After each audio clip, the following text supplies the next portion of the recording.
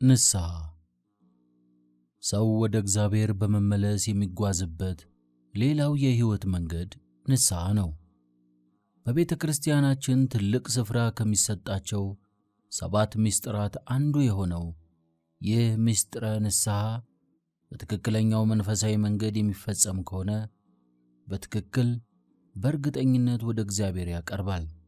ለንስሐ ኑዛዜ ወይንም ኃጢአትን ገልጾ ለካህን መንገር ብቻውን ሳይሆን በቂ የሚሆነው በተለየ ሐሳብና በቁርጥ ውሳኔ እግዚአብሔር አምላክን በጸሎት ይቅርታውን በመጠየቅ ከኃጢአት ሸክም መገላገል፣ ዳግም ላለመበደል መሠረት መጣል ያስፈልገዋል። ይህ እንዴት ይቻላል ብለህ የምትጠይቅ ከሆነ አብረን ቆይ፣ ተከተለኝ። ንስሐን ፍጹም ምልኡ የሚያደርጉት ነገሮች ምን ናቸው? ተነሳሂው ከኃጢአት ቀንበር ነፃ ለመውጣት በጉዞ ላይ ያለው ሰው በትክክል ሊፈጽማቸው የሚገቡ መሠረታዊ ነገሮች በንስሐ ውስጥ አሉ። 1. ኃጢአትን ለእግዚአብሔር መናዘዝ። ለዚህ ምሳሌ ሊሆን የቅዱስ ዳዊትን የንስሐ እንባ በመዝሙር ላይ ታገኛለህ። አቤቱ እንደ ቸርነትህ መጠን ማረኝ፣ እንደ ምሕረትም ብዛት መተላለፌን ደምስስ። ከበደሌ ፈጽሞ ጠበኝ፣ ከኃጢአቴም አንጻኝ።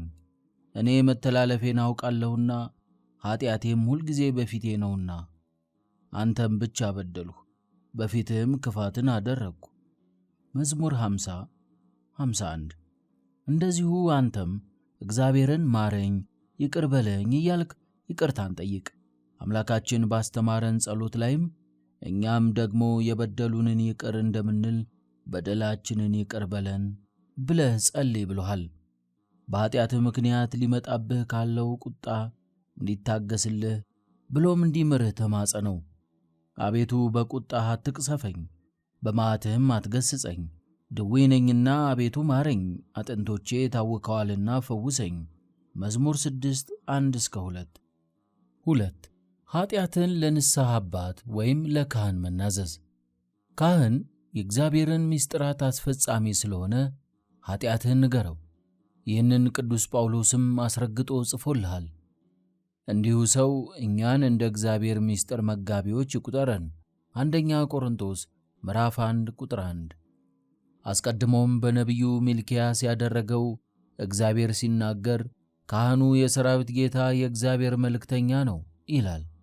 ኃጢአትህን ለካህን በምትነግርበት ጊዜ የሚሰማህን ኅፍረት፣ መሸማቀቅ ሁሉ ችለህ የመመለስን ምስጢር እንዲያስፈጽምልህ ስትጥር እግዚአብሔር ደግሞ ይህንን ድርጊትህን እንደ ታላቅ መሥዋዕትነት ቆጥሮልህ ኃጢአትህን ሁሉ ይደመስስልሃል።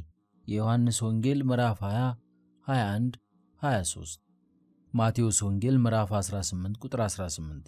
ካህኑ ክርስቶስ በሰጠው በዚህ ሥልጣን መሠረት ከኃጢአት እስራት መፈታትህን ያረጋግጥልሃል። ሕይወት ለሚሆነው ሥጋና ደሙ እንድትበቃም ያደርግሃል። 1 ቆሮንቶስ ምዕራፍ 11:27። በሕይወት ውስጥ የሚታዩትን ጉድለቶች፣ መንፈሳዊ ድክመቶች እየተመለከተም እንዴት አሸናፊ መሆን እንደምትችል የሚመክርህ መንፈሳዊ መሪህ ካህን ወይም የንስሐ አባት መሆኑን አትዘንጋ። ለካህን ኃጢአትን መናዘዝህ በራሱ የሚያተርፍልህ ነገርም አለው። ኃጢአትን መልሰህ ስትናገረው ለአንተ ለራስህ ምን ያህል አሳፋሪ እንደሆነ ይሰማሃል። ይህም ዳግም እንዳትመለስበት ታላቅ ትምህርት ይሰጣል። መጽሐፍ ቅዱስም የሚለው ይህንኑ ነው። እርስ በርሳችሁ በኃጢአታችሁ ተናዘዙ ትፈወሱም ዘንድ እያንዳንዱ ሰው ስለ ሌላው ይጸልይ፣ የጻድቅ ሰው ጸሎት በሥራዋ እጅግ ኃይል ታደርጋለች። ያዕቆብ ምዕራፍ 5:16። 3. ኃጢአትህን ለበደልከው ሰው መናዘዝ። ከኃጢአትህ በንስሐ ተመልሰህ አዲስ ሰው ለመሆን የተስተካከለ መንፈሳዊ ሕይወትን ለመምራት በአንተ የተቀየመ የተበደለ ሰው እያዘነብህ እንዳይኖር እንዲሁም እንዳይሰናከልብህ ሁሉን ነገር ልትነግረው ይገባል። በእርግጥ እንደ በደልከው አምነህ ይቅር በለኝ በለው። የሕይወት ባለቤት የዓለማት ፈጣሪ ኢየሱስ በተራራው ስብከቱ ይህንም በተመለከተ ያስተማረውንም ቀጥለህ ተመልከት። እንግዲህ መባህን በመሠዊያው ላይ ብታቀርብ፣ በዚያም ወንድምህ አንዳች በአንተ ላይ እንዳለው ብታስብ፣ በዚያ በመሠዊያው ፊት መባህን ትተህ ሂድ። አስቀድመህም ከወንድምህ ጋር ታረቅ፣ በኋላም መጥተህ መባህን አቅርብ። ማቴዎስ ወንጌል ምዕራፍ 5 ቁጥር 23 እስከ 25። ትናንት በድለሃቸው የነበሩ ሰዎችን ዛሬ የምትጠይቃቸው ይቅርታ ነገ ሌሎችን ሰዎችም እንዳትበድል በውስጥህ ያስጠነቅቅሃል። 4. ኃጢአትን ለራስ መናዘዝ። አንተ ራስህ ለራስህ ያላሳመንከውን በደልህን ለማንም ልትነግረው አትችልም። እውነተኛው የበደለኝነት ስሜት በውስጥህ ከሌለ ብትናገረውም ከውስጥ የመነጨ ለመሆኑ ምንም ማረጋገጫ የለውም። ኃጢአትን መናዘዝ ከራስ ለራስ የሚነሳ ነው። ጥፋተኝነቱን ያላመነ ይቅርታ መጠየቅ ይከብደዋልና በእውነት አምላኬን በድያለሁ፣ ስለ እኔ የሞተልኝን ጌታ አስቀይሜዋለሁ ብለህ ከራስ ጋር ካልታረቅ በቀር ንስሐ ላንተ ፍጹም ሊሆን አይችልም። ብዙውን ጊዜ ከነ ኃጢአታቸው ሲሞቱ የምታያቸው ሰዎችንም ቢሆን ችግራቸው ምን ነበር? እንዲህ ብለህ ራስን ብትጠይቅ መልሱ ከራሳቸው ጋር የሚያደርጉት ውስጣዊ እርቅ ጠፍቷቸው እንደሆነ መረዳት አይከብድህም። እንደነዚህ ያሉት ሰዎች ኃጢአትን እየሰሩ ሳለ እንኳን ምንም ስህተት እንደማይፈጽሙ የሚያስቡ ናቸው። ምናልባት እነዚህ ሰዎች መንፈሳዊ ሚዛናቸው ለራሳቸው ትክክል አይደለም። ሁሌም የሚቀናቸው ሥራቸውን ማጽደቅ ብቻ ነው። ጠማማው እኔነታቸው ወይም ኢጎ ኃጢአታቸውን እንደ መልካም ተግባር ከሽኖ ያሳያቸዋል። ስለዚህ እኔ ልክ ነኝ፣ በፍጹም አልተሳሳትኩም፣ ይህን ለማድረግ ብዙ ምክንያት አለኝ የመሳሰሉት መለያቸው ናቸው። እነዚህ ሰዎች ንስሐ ምን ያህል እንደሚከብዳቸው ታየህ? በእርግጥ ከራሱ ጋር ላልታረቀ ሰው ንስሐ ከባድ ነው። ኃጢአት በመልካም መሰል ሥራዎች ውስጥ ተደብቆ ሊኖር ይችላል። ኃጢአተኞች በሥራቸው እንዲመጻደቁ የሚያደርጋቸውም ይህ ድብብቆሽ ነው። ጸሐፍትና ፈሪሳውያንም እንደዚሁ ነበሩ። ራሳቸውን እንደ ሙሴ ሕግ ጠበቆች፣ የአባቶቻቸው ወራሾች፣ በራሳቸው ለራሳቸው ጻድቆች ሆነው የሚቀርቡ ነበሩ። ባዶነታቸው የሚገባቸው አይደሉም። የእውነት ገደብ የጣሱ ደፋሮችም ነበሩ። ሳምራዊ እንደሆንክ ጋኔንም እንዳለብህ በማለታችን እኛ መልካም እንል የለምን? ሁሉ በእርሱ የሆነን የእውነት ጌታ ኢየሱስን ይህንን እስከ ማለት ያስደፈራቸው ምንድን ነው ብለህ እኮ ብትጠይቅ በውስጣቸው ያለው የማንነት ዕውቀት መዛባት ነው። ዮሐንስ ወንጌል ምዕራፍ 8 ቁጥር 48። በኃጢአታቸው ኮሩበት፣ ጌታን ጋኔን አለብህ አሉት፣ ራሳቸውን አጸደቁ። እንግዲህ ወንድሜ በዚህ መንፈስ ውስጥ ንስሐ ምን ያህል ከባድ መሆኑን እወቅ። ስለዚህም አንተ ጉዞህ የተቃና እንዲሆን ከራስህ በመታረቅ ራስህን በማሳመን ጀምረው። ተሳስቻለሁ፣ በድያለሁ፣ ጌታዬን አስቀይሜያለሁ እያልክ ቀጥል። መዝሙር 50:51። ደግመህ ደጋግመህ መርምረው፣ በርታ፣ አትፍራ። ኢሳይያስ ምዕራፍ 1 ቁጥር 6 እስከ 9። ትክክለኛው የንስሐ መንገድ ወይንም ሐሳብ ተነሳሂ ወይንም ንስሐ የሚገባው ሰው የንስሐ መንገዱን ሲጀምር በደሉን፣ እግዚአብሔርን ማስቀየሙን እያሰበ መሆን አለበት። ኃጢአቱን ሁሉ ዘርዝሮ መናዘዝ አለበት። በጸጸት የተኮማተረና ኃጢአትን የጠላ ልብ ሊኖረው ይገባል። በጭንቀቴ ደክሜያለሁ፣ ሌሊቱን ሁሉ አልጋዬን አጥባለሁ፣ አለቅሳለሁ፣ በእንባዬም መኝታዬን አርሳለሁ። መዝሙር 6:6። ይህ ከጸጸትና ለመመለስ ከመጓጓት የመነጨ የዳዊት የንስሐ እንባ ነው። የሚያነባው ከኃጢአቱ ነጽቶ አዲስ ሰው ስለመሆኑ ነበር። መልሰኝ፣ እጠበኝ እያለው ወደ ጌታ ጮኸ። አቤቱ እንደ ቸርነትህ መጠን ማረኝ፣ እንደ ምሕረትም ብዛት መተላለፌን ደምስስ። ከበደሌ ፈጽሞ ጠበኝ፣ ከኃጢአቴም አንጻኝ፣ እኔ መተላለፌን አውቃለሁና። መዝሙር 50:51። ነገር ግን ዛሬ እውነተኛው መንገድ ሳይገባቸው ትክክለኛውን ጸጸት ሳያውቁት መሳሳታቸውንም ሳያምኑ በልማድ ብቻ ንስሐ ንስሐ የሚሉ ብዙዎች ናቸው። በቅድሚያ በኃጢአት ካላፈርንበት፣ በበደላችን ካልተጸጸትንበት ቀጣዩ መንገድ አይቀናም። ደግሞም ከውስጥ ያልመነጨ በቃል ደረጃ ብቻ የተነገረ ከንቱ ፌዝ ይሆናል። አንተ ግን ወንድሜ የትናንትና ሥራህን መለስ ብለህ ስታስተውል በሚሰማህ ከውስጥህ በሚመነጨው እውነተኛ ጸጸት የንስሐ መንገድህን ጀምር። ይህ ቢሆን ነገ የተሻልክ ለመሆን ወስነሃልና ወደ እግዚአብሔር የጀመርከው ጉዞ የመጽናናትና የእረፍት ይሆንልሃል። ጌታ መድኃኒትህ ሊቀበልህ እጁን ዘርግቷል። ማቴዎስ ወንጌል ምዕራፍ 11 ቁጥር 28። ሕዝቅኤል ምዕራፍ 18 ቁጥር 31። ከጸጸት ጋር የነገን ሕይወት የመቀየር ቁርጠኝነትም ካንተ ይጠበቃል። ለንስሐ የሚያስፈልገው ጸጸት የትናንቱን ሕይወት እየረገሙ ለመኖር ብቻ ሳይሆን ነገን በተሻለ መሠረት ላይ ጥሎ ከጌታ ጋር ለመኖር የሚያስችል መሆን አለበት።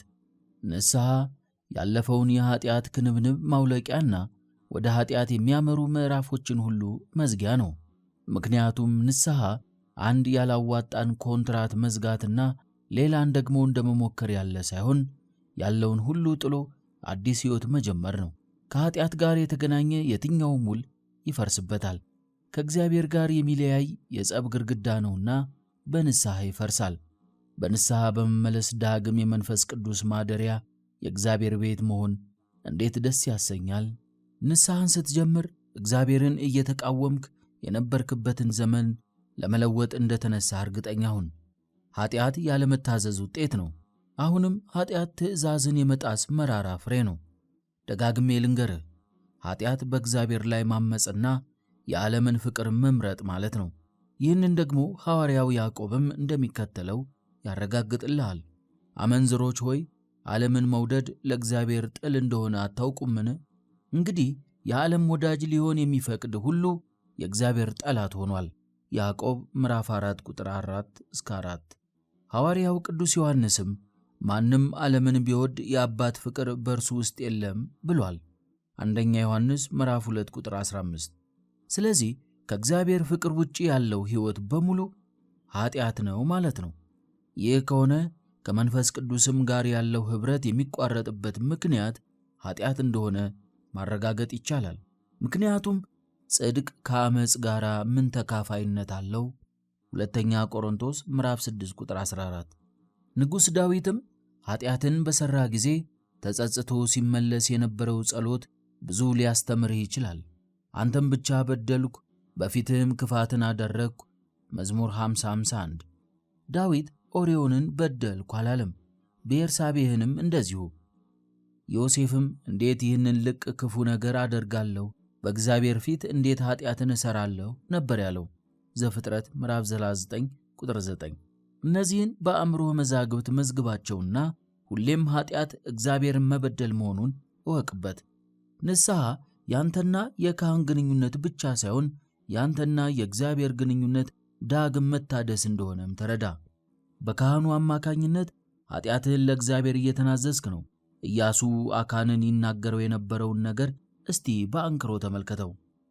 ኢያሱም አካንን ልጄ ሆይ ለእስራኤል አምላክ ለእግዚአብሔር ክብርን ስጥ፣ ለእርሱም ተናዘዝ፣ ያደረግከውንም ነገር አትሸሽገኝ አለው። ኢያሱ ምዕራፍ 7 ቁጥር 19። እንደዚሁ ስርየት ኀጢአትንም በካህኑ አንደበት ከእግዚአብሔር ታገኛለህ።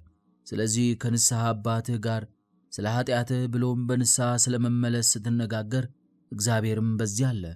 በመሆኑም ንስሐ ለአንተ ያለው ጠቀሜታ እኔ ልነግርህ ከምችለው በላይ ነው። ግን አንድ ነገር ልብ በል። በአጠገብህ እግዚአብሔር እንዳለ ዘንግተህ ኀጢአትህን ሸሽገህ ከፊሉም ብቻ ብትናዘዝ ልታገኝ የምትችለው ትልቅ ዋጋ እንዳመለጠህና አሁንም ክፉ ነቀርሳ በውስጥህ ተቀብሮ እንደቀረ አትርሳ። እግዚአብሔር ካንተ ጋር ነውና አትፍራ። ኢያሱ ምዕራፍ 1። የኀጢአቱን ስርየት ተስፋ አድርጎ ንስሐ ለሚገባ ሰው ንስሐ ያለው ጥቅም እጅግ ብዙ ነው። ከብዙዎችም መካከል የሚከተሉትን ብንመለከት ጠቃሚ ነው። 1.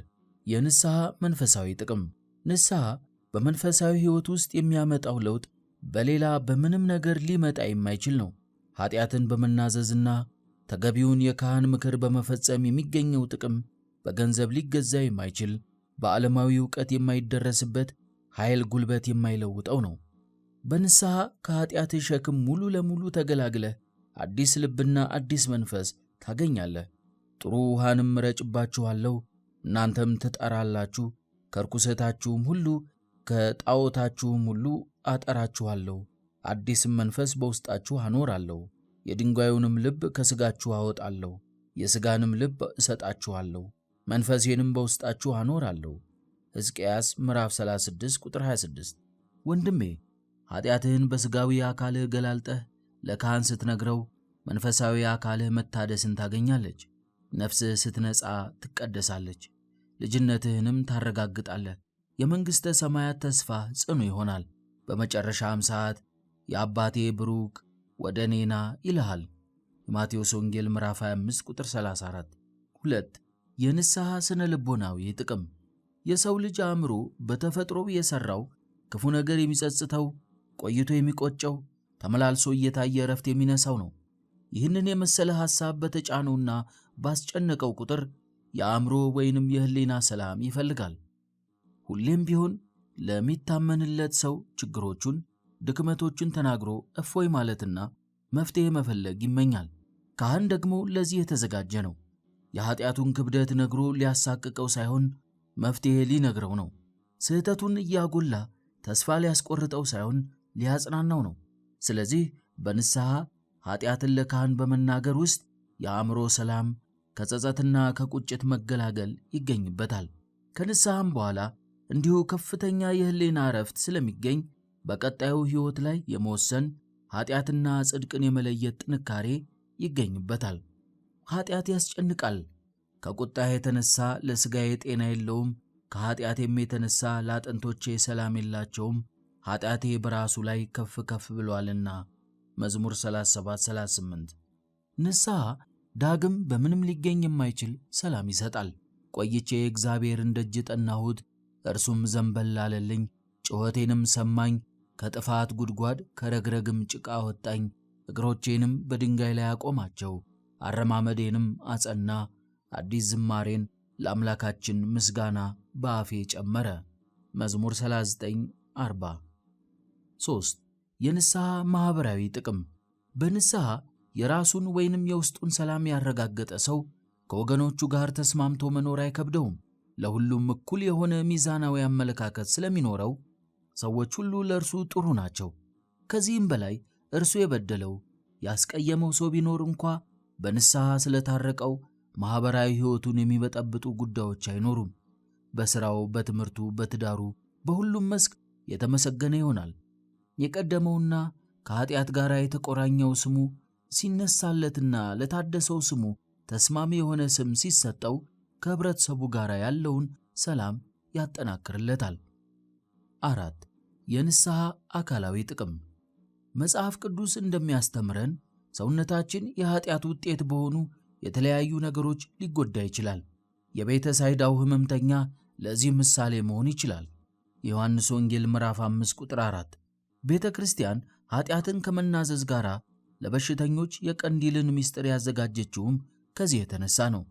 በሽተኛው ኃጢአቱን ለካህን ነግሮ የኃጢአቱን ስርየት በነፍሱ ሲያገኝ በኃጢአቱ ምክንያት የመጣበት አካላዊ ችግርም እንዲሁ የሚታለፍ አይሆንም። ካህናት ወደ እርሱ ሄደው ይጸልዩለታል፣ ከተቀደሰው ዘይትም ቀብተው ይፈውሱ። ከእናንተ የታመመ ማንም ቢኖር የቤተ ክርስቲያንን ሽማግሌዎች ወደ እርሱ ይጥራ፣ በጌታም ስም እርሱን ዘይት ቀብተው ይጸልዩለት። የእምነትም ጸሎት ድውዩን ያድናል፣ ጌታም ያስነሳዋል፣ ኃጢአትንም ሰርቶ እንደሆነ ይሰረይለታል። በንስሐ የተያዘ ሕይወት የኃጢአት ፍላጻ አያቆስለውም። ያዕቆብ ምዕራፍ 5 ቁጥር 14። ኃጢአቱን የሚሰውር አይለማም፣ የሚናዘዝባትና የሚተዋት ግን ምሕረትን ያገኛል። ምሳሌ ምዕራፍ 28 ቁጥር 13። ኃጢአት ከእግዚአብሔር የሚለይ ከዘላለም ሕይወት የሚያርቅ መንፈሳዊ ሕይወትን የሚያጨልም ክፉ በሽታ ነው። ከንስሐም ውጪ ምንም መድኃኒት የለውም። ኃጢአት ይገላል፣ ያውም የኃጢአት ሞት የሞት ሞት ነው። ነገር ግን ሁለንተናህ በእጁ የሆነ እግዚአብሔር ሞትህን አይፈቅድም። በኃጢአት ስትኖር ከእግዚአብሔር ፈቃድና ዕቅድ ውጪ መኖርን መረጥክ ማለት ነው። ንስሐ ግቡ፣ ኃጢአትም እንቅፋት እንዳይሆንባችሁ ከኃጢአታችሁ ሁሉ ተመለሱ፣ የበደላችሁትን በደል ሁሉ ከእናንተ ጣሉ፣ አዲስ ልብና አዲስ መንፈስም ለእናንተ አድርጉ። ስለምን ትሞታላችሁ? የሟቹን ሞት አልፈቅድምና ይላል ጌታ እግዚአብሔር። ስለዚህ ተመለሱና በሕይወት ኑሩ። ሕዝቅኤል ምዕራፍ 18 ቁጥር 31። ስለዚህ ሞትን በራስህ ከምታዘጋጅ መንገድህን ቀይረህ በንስሐ ወደ እግዚአብሔር ተመለስ። ሐሳብህ ሁሉ እግዚአብሔርን በማግኘት ላይ የተመሠረተ ይሁን። እግዚአብሔር ለማዳን ስላሰበህ አንተም ለመዳን ኑር።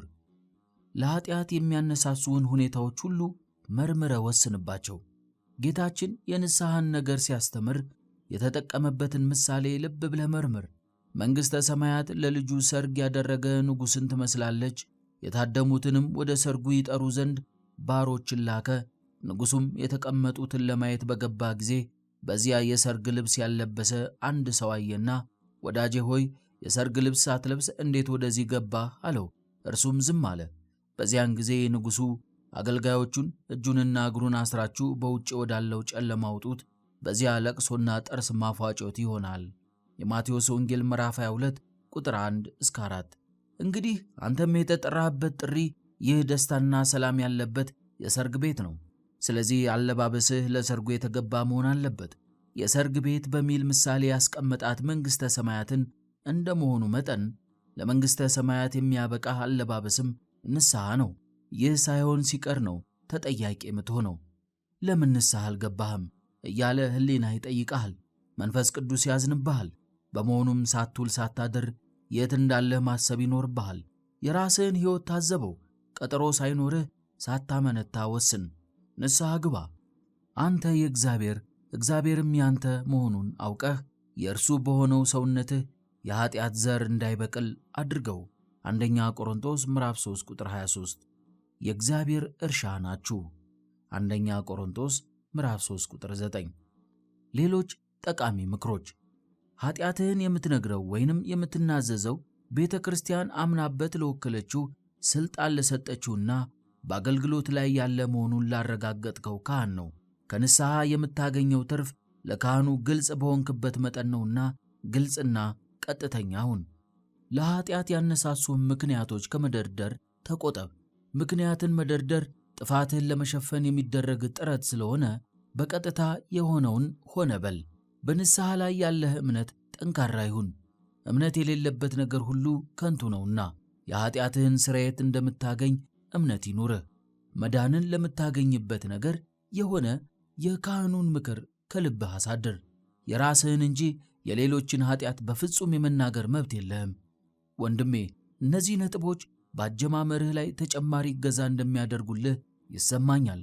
ይህንን ስልህ ይህ ብቻ በቂ ነው ማለቴ ሳይሆን ሌሎች ስለ ንስሐ የበለጠ የምትረዳባቸውን መጽሐፍት ለመመርመር ያነሳሳሃል ማለቴ ነው።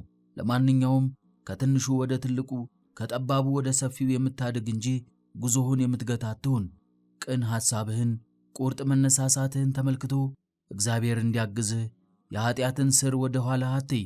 ለንስሐ የሚገባውን ፍሬ ብቻ አድርግ። የማቴዎስ ወንጌል ምዕራፍ 3 ቁጥር 8።